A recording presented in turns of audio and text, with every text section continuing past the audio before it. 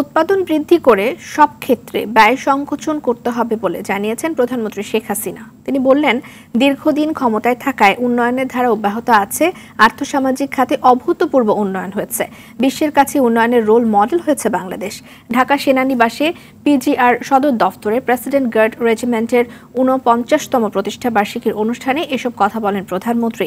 শেখ হাসিনা বলেন, দেশের সম্পদ অন্যের হাতে তুলে দিয়ে বঙ্গবন্ধু কন্যা কখনো ক্ষমতায় আসেনি, আগামীতেও যেতে চান না।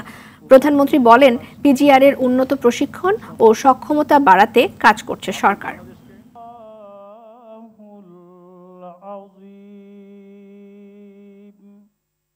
আমরা সবসময় অন্যায়ের প্রতিবাদ করি, ন্যায়ের সঙ্গে থাকি। আর আমাদের দেশের মানুষের কর্মসংস্থান সৃষ্টির জন্য আমরা ব্যাপকভাবে কাজ করে যাচ্ছি। গ্রাম পর্যায় পর্যন্ত আমাদের উন্নয়নের কাজ চলছে। আজকে আমাদের বেকারত্বের হার কমে 3.2 ভাগে দাঁড়িয়েছে।